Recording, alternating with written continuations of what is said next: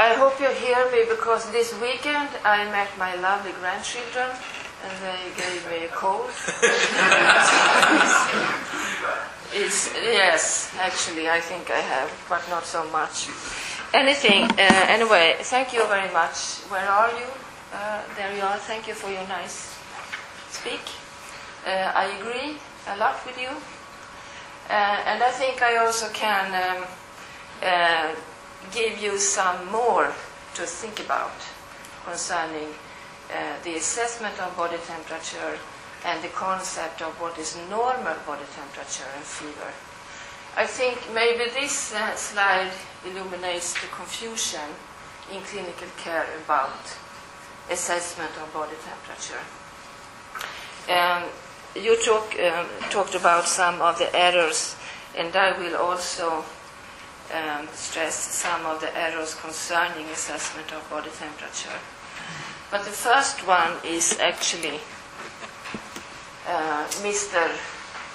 the physician Wunderlich, which you also mentioned. He is the one who established the definition of normal body temperature as 37 degrees Celsius and fever as 38 degrees Celsius. And as you said, he also suggested a range for the normal body temperature. But the question is this accurate?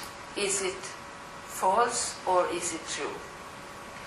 I think we have to, instead of basing our definition of body temperature on tradition, which is what we are doing when we are relying on Wunderlich, we have to base it on scientific evidence instead. So, my colleagues, Eve is one of them. We are a group. We have been performing some studies to get some more understanding about this, what is actually normal body temperature.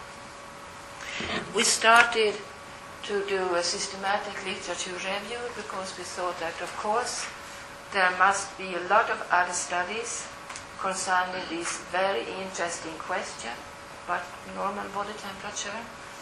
But actually, we didn't find so much studies about this.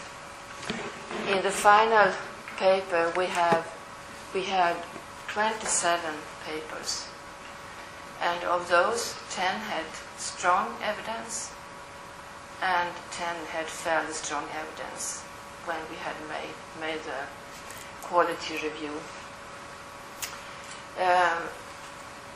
All the studies were concerning non-invasive methods.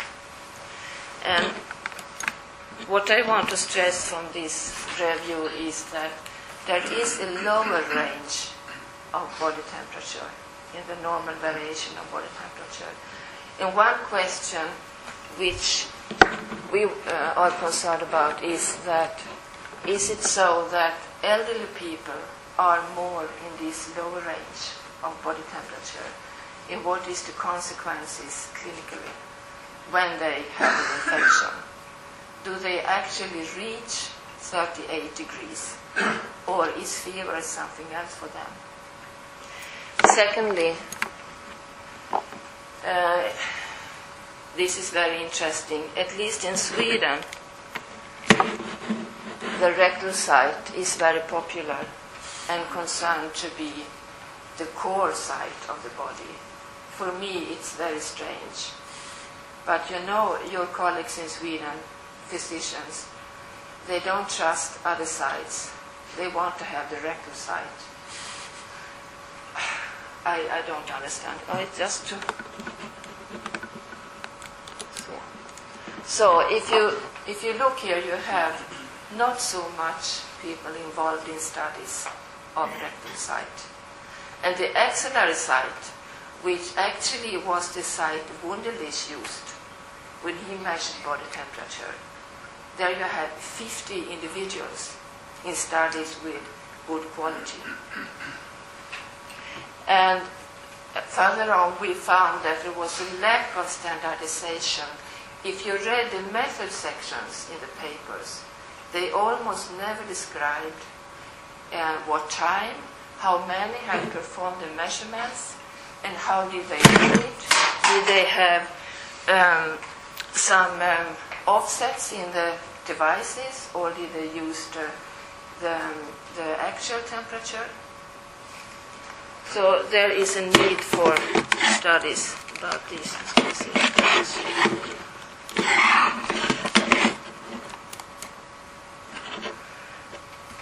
To go back to Wunderlich, it's also important to remember that when he established the definition of normal body temperature, there was a lot of knowledge they didn't know about that we have knowledge about today. And what I would like to stress a little more is the one about hormones, temperature in the elderly, what happens over time. If you measure the same time in the morning for several days, do you get this nice line, or do you get variations? And what is the importance of site of measurement?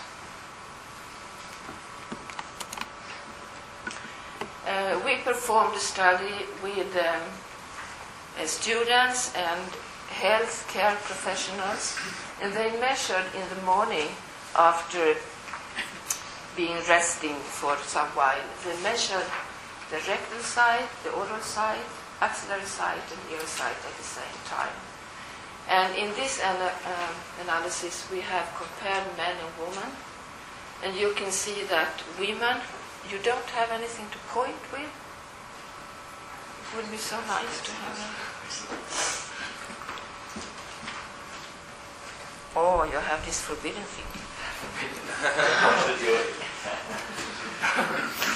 As you can see here, this is women on the left, and they overall have a higher body temperature than men. And this is, of course, due to the hormones affecting women. It's very interesting, I think, to see if these red lines illustrate the variation that Wunderlich suggested. And he used the axillary side to measure. So it's very strange that the axillary readings are below the variation he actually suggested. Can you explain that? Do you have an idea about that? I have, of course. But maybe someone else has?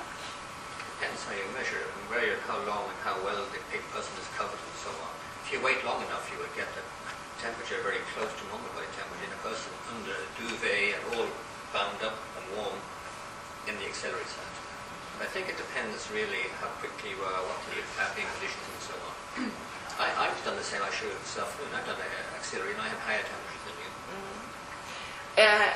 That's one explanation, but the more probable explanation is that he used a device, probe with alcohol inside. It was a very old-fashioned device.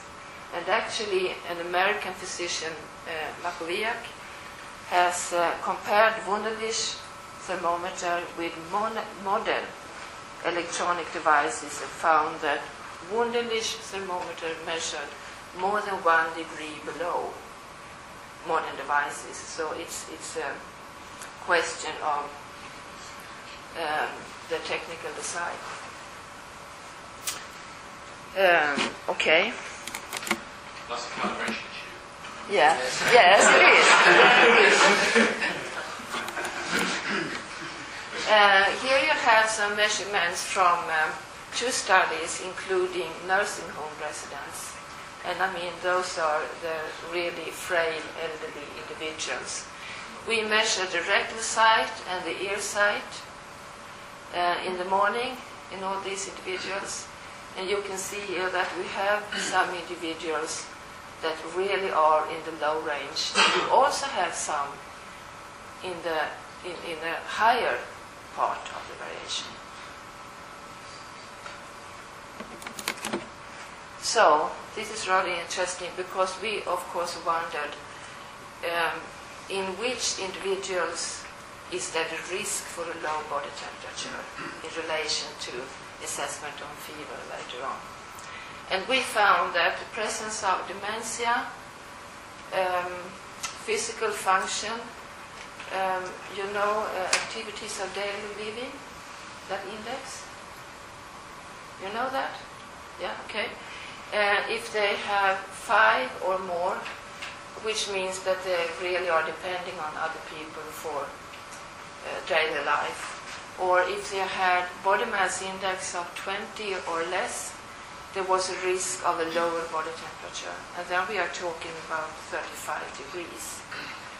The lowest temperature I measured was 34.4 degrees. In an old lady, she died later on in pneumonia, and then she had a temperature of 36.5 degrees. And she had a pneumonia. We also had biomarkers to verify this diagnosis. Anyway, there also was a group with higher body temperature. We found that this group was individuals who were taking paracetamol of more than 3 grams per day.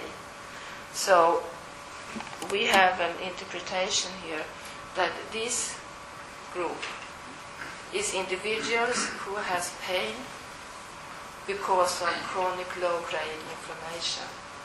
And then, of course, the inflammatory responses and the immune system is activated in the body, so they actually have a fever all the time.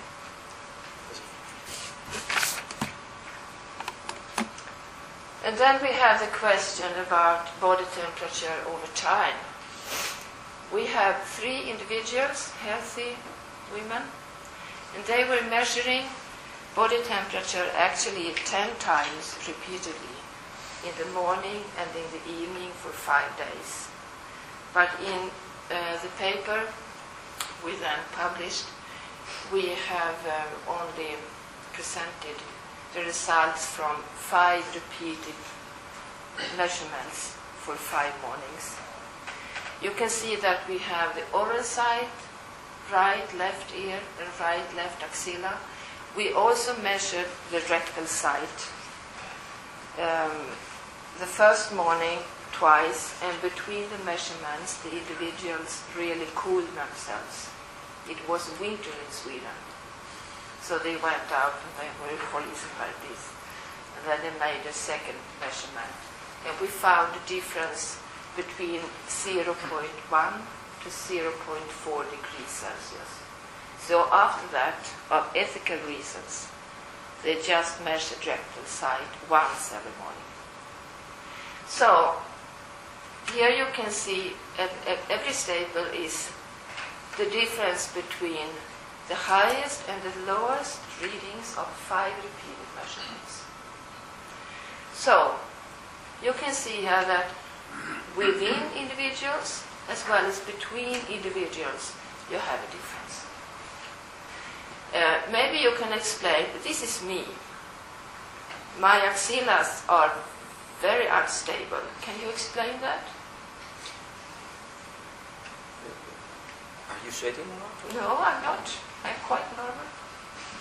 My point is that one of the main questions I meet when I am lecturing or when I have workshops, I have that very often, about body temperature measurement and so on. I always have the question, and people are wondering why body temperature differs so much. They want to have just one temperature. They want the body to be like a line like this, no differences. And my point is that this is physiologically. We cannot change this.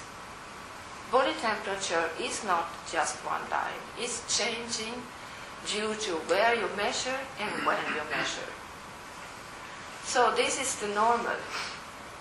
So we can't say that for this woman her oral temperature is 36.5. It is a variation. And this variation you have irrespective of what site you choose for measurement. You can also see that this lady here in her left ear had 2 very slappy measurements like you described. She put the probe on the wrong side. Yeah. We also found, which was interesting, that it's okay to just make one measurement. We found no more accuracy or better readings if we performed 5 or 10 measurements or 3 measurements. One measurement is okay. And we also found a larger variation in the left side of the body, both in the ear and in the axilla temperatures compared to the right side. Okay. Then I will be very quickly. This is a picture, a slide that shows that when you measure temperature in different sites, you can see that the tympanic has a quicker rise and the rectal has a slow rise, and it takes longer time for the rectal side to go back to the normal temperature. And this is very important when we are discussing fever and comparing different sites in the clinical. Så vi kan ta bort den där då. We asked this question if there is an evidence for adjusting one side to another side. And our studies has clearly showed us that this question has to be answered with a no. Because you see, there is such a large difference. This is temperature measured during very standardized measurements. And still you have these large variations. So, in my view, to going on performing studies where you try to find the one and only place of measurement is just a waste of time and money. Because you will never find it.